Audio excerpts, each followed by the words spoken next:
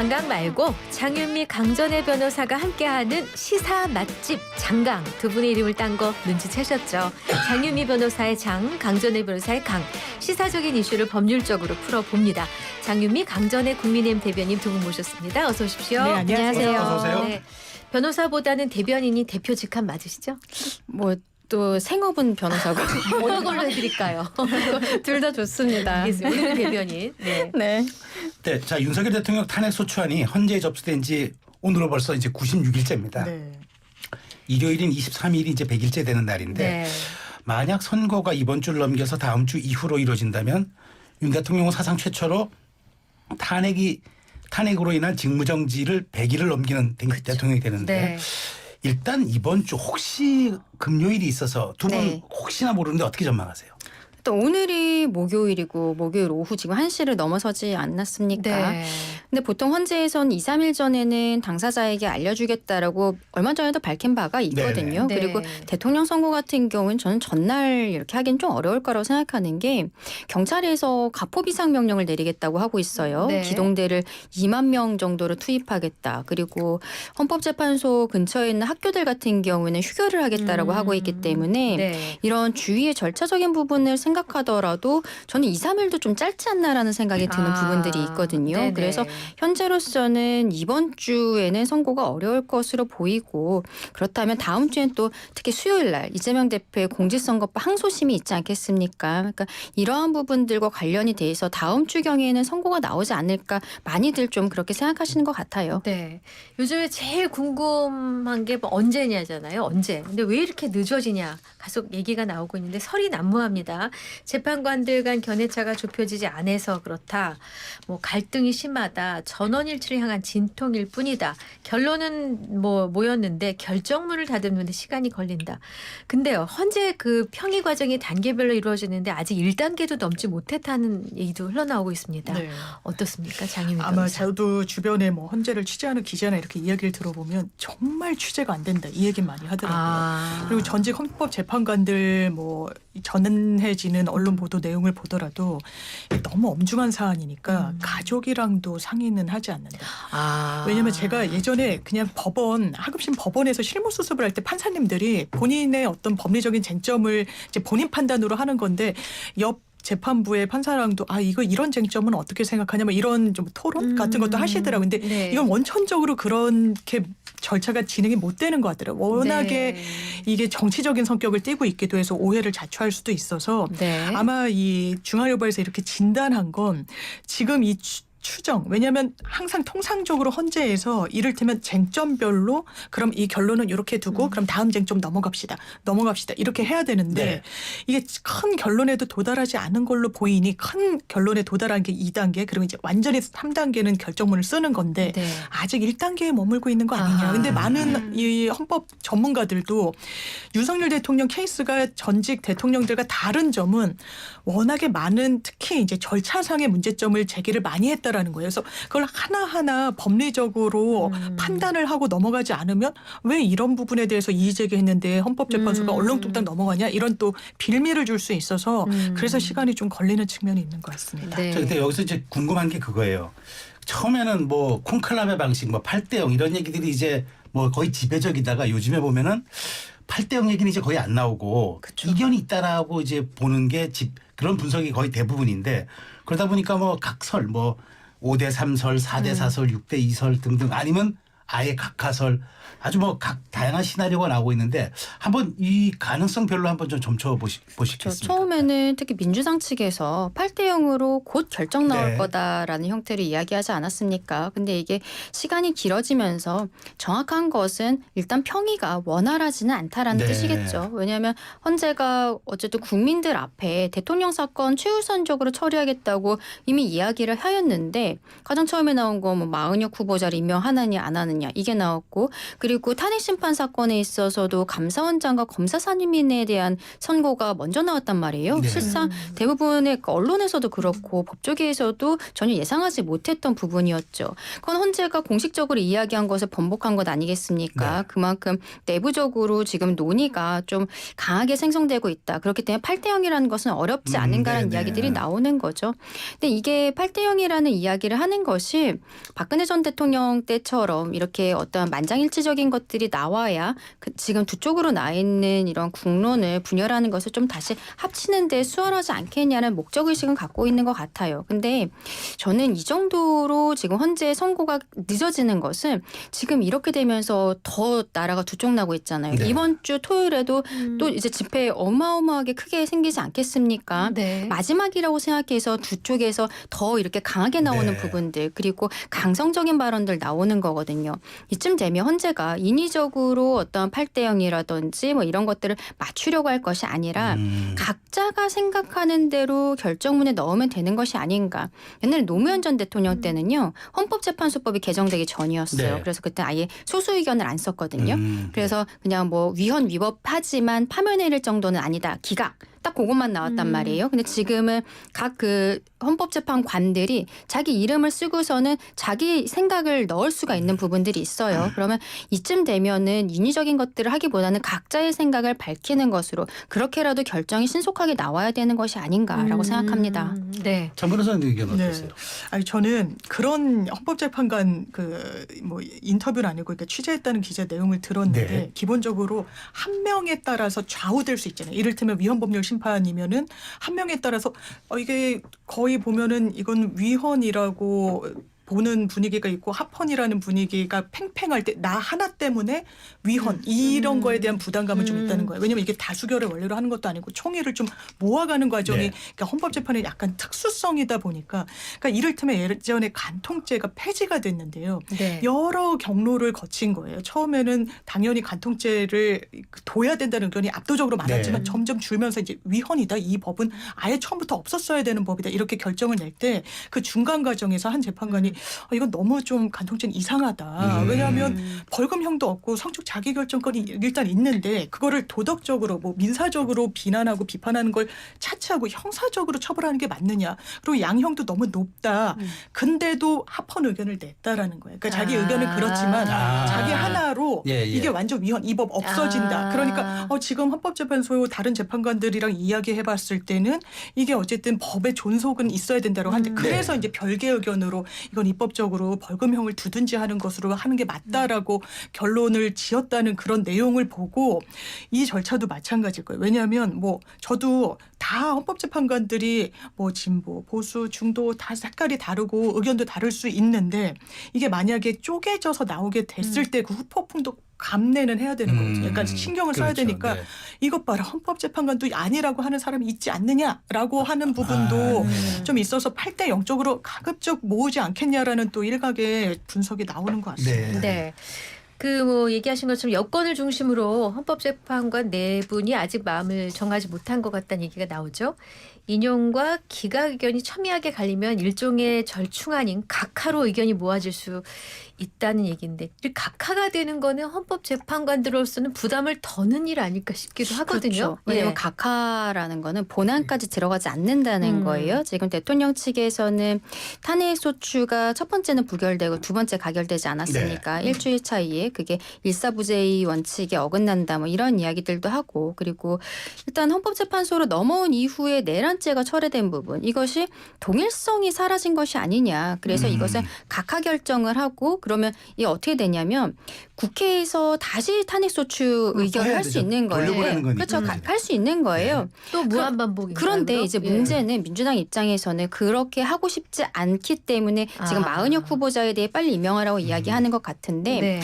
이게 200명을 채워야 되는 것 아니겠어요? 그러니까요. 근데 지난번에는 국민의힘 내에서도 이탈표가 있었기 때문에 200명이 될 수 있었습니다. 그런데 그 이후에 내란죄 철회되니까 뭐 안철수 의원 같은 경우에도 그게 처음부터 없었으면은 나는 탄핵에 가결표를 던지지 않았을 것이다라고 네. 이야기한 부분도 있고 지금 국민의힘 쪽 입장에서는 오히려 그 무렵보다 지금 더 좀 단단해졌다라고 할까요? 네. 이런 아, 부분들이 있어요. 네. 그러면 실질적으로 국회에서 다시 가결될 수 있을 거라고 장담하기가 어려운 거죠. 그리고 국민들께서 너무 필요하신 부분들이 네. 있는 겁니다. 이런 것들에 대한 부담감이 있기 때문에 민주당 입장에서는 마은혁 후보자가 지금 추가가 되었을 때 뭐 변론 제기하고 또 막 한 달은 기다려야 되는 거 아니야? 이런 이야기 나와도 시간이 좀 걸려도 이것을 정확하게 마무리하겠다는 생각이 있어서 그렇게 좀 강하게 마은혁 후보자에 대한 임명을 최상목 권한대에게 뭐 직무유기라는 이야기를 하면서 그 강하게 압박하고 있는 것이 아닌가라고 생각합니다. 네. 그러면 각하가 되려면 재판관 네. 4인 이상이면 되는 건지 장 변호사께서. 그렇죠. 이게 헌법 주석서를 네. 보면 이런 절차와 관련된 부분도 의견이 모아지지 않으면 그러니까 각하를 할지 형식적 요건조차 가두지 않았다는 거는 이제 실체로까지 가기 전이니까 인용을 위해서는 6명의 요건이 필요하고 이제 네. 과반이 필요하다는 게 정설인 것 같아요. 아 여기에 대한 정확한 규정이 없어요? 규정은 주석서에서 추론을 하는 겁니다. 그러니까 과반은 그러면 8명의 과반이니까 5명이 각하 의견을 밝혀야지 각하가 되는 걸로 해석되거든요. 근데 5명이 각하 의견을 가졌었다면 실제로 지금까지 오지도 않았을 것 그랬겠죠. 같아요. 왜냐하면 이 절차도 사실 하나하나를 다 평의를 거쳐서 여기까지 온 거거든요. 뭐 네. 증인을 어떻게 할지 뭐 증인신문 권한을 윤석열 대통령한테 어떻게 부여할지부터 다 의견을 모아서 왔던 과정인데 이게 왜냐하면 아예 이거는 위헌 위법인지 들여다볼 필요도 없어. 그냥 현재까지 오는 과정에서 완전히 이거 부적법했어라는 결정을 내리는 건데 그러면 이 지난한 과정을 헌법재판관들이 이렇게 진행해왔다는 게 다소 설명되지 않는 부분도 있어서 변론 11차례 하는 건 어떻게 되는 거예요 그러면? 그러니까 그거는 아예 실체도 그러니까 무용이 되는 겁니다. 그건 아이고. 실체를 보는 과정이었기 때문에 이건 네. 절차를 보는 과정은 아니었었기 때문에. 근데 이제 그거를 생각을 해보면은 지금 헌법재판소가 그 본안에 대해 관여했던 재판관의 과반수로서 결정을 할 수가 있는 거거든요. 그 지금 8명이니까 과반이면 5명이 돼야 되는 거잖아요. 그러면 초반부터 대통령 측에서는 내란죄 철회가 됐기 때문에 이거 각하해야 된다라는 주장을 했어요. 그랬더니 헌재에서 평의를 거쳐보겠다라고 했는데 평의의 결과를 전혀 이야기를 하지 않고 여기까지 온 것입니다. 그럼 그때 5명이 아니라 뭐 한 3명 정도가 각하 의견을 가지고 있었다면 네. 그러면은 지금 8분이잖아요. 뭐 네. 추가가 되지 않았으니까 그러면 뭐 5명이 인용 의견을 가지고 3명이 각하 의견을 가지고 있거나 뭐 이런 식의 상황이 될 수 있으니까 그러면 적어도 인용이 되지 않는다는 거예요. 파면이 되지 않는다는 그렇죠. 거예요. 네.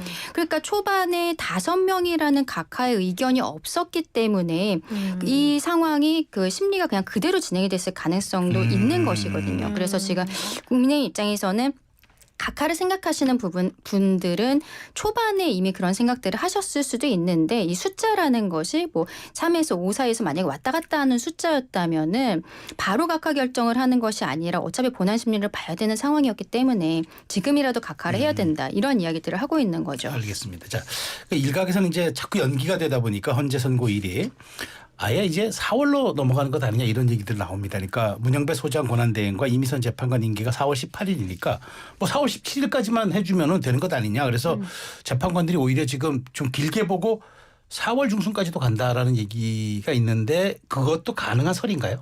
일각에서는 왜냐하면 그 헌법재판소법에 그러니까 이 윤석열 대통령 측에서는 180일 이내에 이제 끝내야 된다는 조항이 있으니까 180일을 보장해달라는 취지로 이야기했는데 네네. 그 규정 자체는 이제 180일을 넘기지 말라라는 취지이기는 하거든요. 네네. 그러니까 너무 길어지니까. 근데 네. 그것도 훈시 규정이라서 완전히 지켜지지는 않았는데 아마 헌법재판소는 그 생각도 할 거예요. 이게 쟁점이 다소 많고 네. 하지만 그러면 시간이 지나고 결론이 나지 않을수록 우리 사회의 갈등 양상이 좀 잦아들 네. 것인지 그래 보이진 않습니다. 아, 더 극화될 더. 거거든요. 네. 그리고 그게 당연하지만 경제에 미치는 여파나 여러 사회적인 파장도 헌재는 고려하기 때문에 정치적 사법기관이라고 또 부르는 부분도 네. 있거든요. 이 장외의 상황도 네. 더 고려할 필요가 있는 법원이라서 그래서 저는 4월까지는 넘어가는 게 뭐 물리적으로 안 되는 건 아니지만 네네. 3월 안에는 결론을 가급적 내지 않을까 생각이 듭니다. 네. 네네.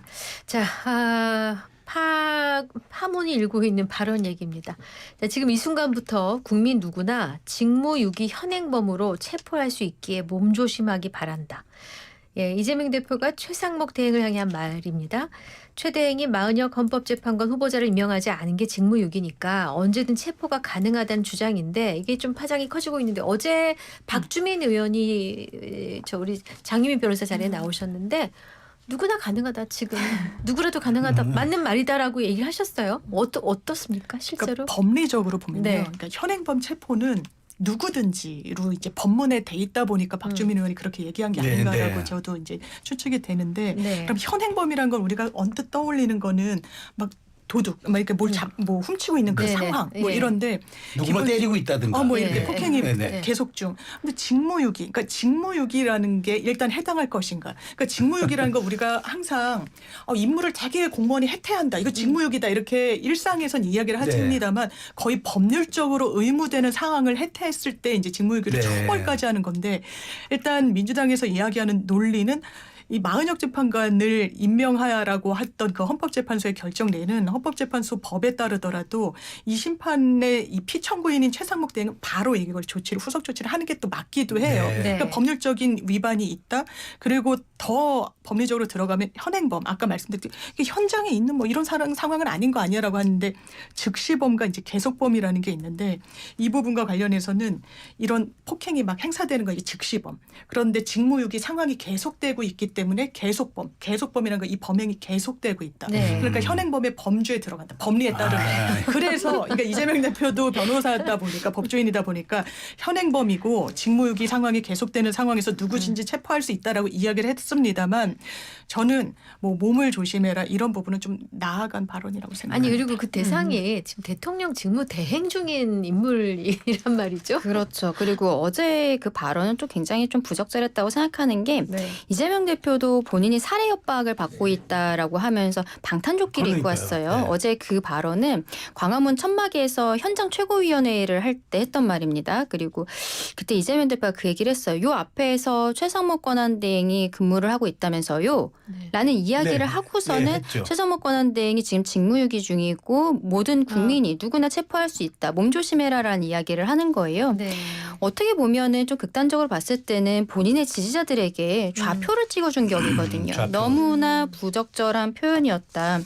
본인이 방탄조끼를 입고 왔던 것에 대해서는 뭐 회의 시작하기 전에 그 지도부에서 이미 뭐 이야기하지 않았습니까? 이런 것들은 오히려 이렇게 양극단으로 나눠져 있는 국민들을 하나로 모아야 되는 것이 정치인의 책무거든요. 네. 이재명 대표 지금 본인이 대통령 하고 싶다는 거잖아요. 그리고 민주당도 본인들이 수권정당 하고 네. 싶다는 거잖아요. 그런데 본인들이 방탄조끼 입고 있는 것에 대해서는 국민들께 그렇게 이야기를 하면서 바로 앞에서 근무하고 있는 대통령 권한대행에 대해서는 몸조심하라라고 이야기하는 것. 여기에 대해서 우리 국민들께서 받아들이실 수 있을까? 지금 완전한 자격 미달이다. 그것을 스스로 자백한 꼴이다라고 생각합니다. 근데 이제 그 이재명 대표가 그 이걸 정말 이 발언의 부적절성을 모르고 했을 것인가. 그래서 이게 의도된 발언이다. 즉 이제 뭐 여권에선 야당 테러 사주하냐 이렇게 격렬하게 바라보지만 실질적으로는 개딸로 불리는 강성 지지층을 바라보고 한 발언이라는 분석이라는 거 어떻게 그러니까요. 보세요? 그렇게도 볼 수가 있기 때문에 네. 문제가 된다고 말씀드린 거고 다음 주 수요일에 이재명 대표의 공직선거법 항소심 결정이 네네. 나오잖아요. 네. 지금 관련해서 이재명 대표가 항소심에서도 100만 원 이상 형이 나왔을 때 대선에 출마하는 게 맞냐 그르냐 네. 이런 형태의 여론조사까지 이루어지고 있는 상황이란 네. 말이에요. 뭐 결과는 말씀드리지 않겠습니다만 이재명 대표 입장에서는 굉장히 지금 다급한 상황일 수밖에 없는 거죠. 그런 것들이 어제의 발언에 녹아난 것이 아닌가라고 생각하는데 오히려 그러한 발언이 저는 대통령 탄핵 심판 결정 아직 안 나왔잖아요. 네. 대통령에게 유리해질 수 있어요. 왜냐하면 대통령은 비상계엄을 선포하게 된 이유가 민주당의 폭주 때문이다. 계속되는 뭐 탄핵안이라든지 뭐 특검 정국이라든지 이런 것들로 행정과 사법이 마비되었다라고 이야기하고 있는데 지금 거대 야당의 제1야당의 대표가 대통령 권한대행에게 저런 식의 발언을 한다는 거. 그 지금 헌법재판소 재판관들을 다 보고 있는 것 아니겠습니까? 오히려 대통령 좋은 이야기만 한 것이다라고 생각합니다. 결국은. 네. 일단 뭐 정성호 의원이 국정 안정을 바라는 국민의 요구사항을 좀 과격하게 표현한 것 이렇게 애둘러서 이렇게 진화를 해줬습니다. 그건 그렇고 속보가 하나 들어와 있습니다. 어제 심야 비상의총을 했던 민주당 그 의원들이 당 지도부에 최상목 권한 대행에 대한 탄핵 여부 결정을 일임키로 했었는데요. 최상목 탄핵 절차 개시할 것이라고 밝혔고요. 구체적인 시기와 절차는 조금 더 협의해서 알려지는 것으로 했습니다. 결국 30번째 탄핵 가는 거네요. 그래서 근데 이게 정말 나아갈지는 좀 봐야 되겠어요. 저도 속보를 이제 들어오기 전부터 이제 챙겨봤더니 네네. 이제 박찬대 원내대표가 네네. 우원식 의장도 최상목 대행의 탄핵에 이제 동의를 해서 네. 절차 시기 논의하기로. 그러니까 약간 또 유동적인 상황을 좀 암시한 것 염두에 같아요. 두고. 바로 지금 한다. 우리 탄핵 그러니까 네. 시작. 그건 안 했어요. 이거라기보다는 조금 더 지켜본다는 그러니까 얘기를 약간 했는데. 할 수도 있고 안 할 수도 있지만 우리 할 거야. 언젠가 계속 잘못되면 뭐 이런 메시지를 좀 내고자 했던 것 같은데 말씀 주신 대로 탄핵은 기본적으로 인용되기 위해서 하는 거예요. 그렇지 않으면 이게 절차적 낭비다. 이게 사회적 비용이다라는 부분까지도 기각이 되면 이게 탄핵을 계속 추진한 민주당의 부담으로 오는 것도 간과할 수는 없고 물론 아예 성과가 없다고는 할 수 없습니다. 감사원장에 대해서도 이 몇몇 헌법재판관들이 감사원법 위반이다. 그리고 이거 문제가 있다. 헌법 위반 소지도 있다라는 진단이 있었지만 그럼에도 불구하고 이거 너무 국정 운영에 어떻게 보면 제동으로 작용하는 거 아니야라는 우려를 말씀하시는 유권자분들도 계시기 때문에 네. 아마 당내에서도 팽팽한 것 같고 물론 강성 지지층들은 정말 부글부글한 부분이 있어요. 최상목 대행 어떻게 이렇게 뭐 국정 운영하냐라고 하지만 아마 신중한 또 정무적인 판단이 나올 것 같습니다. 네. 예전 같았으면은 바로 탄핵안 발의했겠죠. 심우정 검찰총장도 그렇죠. 그렇고 뭐 지금 최상목 권한대행에도 그렇고 왜냐하면 특히 최상목 권한대행 같은 경우에는 헌법재판소 재판관 임명하지 않은 것에 대해서 헌법재판소에서 자체가 이제 결정해서 문제 있다라고 나온 것 아니겠습니까? 그런데 지금 이거를 국민들 눈치를 보고 있단 말이에요. 저는 여기에서 여야가 좀 대화를 이제 물꼬를 틀어야 되는 것이 아닌가 생각해요. 그동안에 민주당이 줄탄핵을 해왔습니다만 그렇게 할 수 있었던 게 어떻게 보면 우리 국민들께서 어떤 정치에 대한 거부감 이런 것들을 그냥 또 저러네 이렇게 생각하시고서는 네. 마셨던 것들이 있거든요. 근데 이번 비상계엄 이후로 전 국민이 여야를 지켜보고 있는 상황 아니겠습니까? 그러다 보니까 오히려 그 전보다도 지금 더 탄핵을 해야겠다라고 속으로 생각을 하면서도 나아가지를 못하는 거예요. 네. 본인들이 정치적인 부담감을 갖고 있는 것이죠. 이런 부담감이 지금만 가질 것이 아니라 이건 여야가 공히 생각해야 되는 부분이라고 생각합니다. 알겠습니다. 앞으로 태평성대가 와도 우리 국민들을 최우선으로 생각하는 여야의 정치 보여줬으면 좋겠다라고 생각합니다. 네. 이슈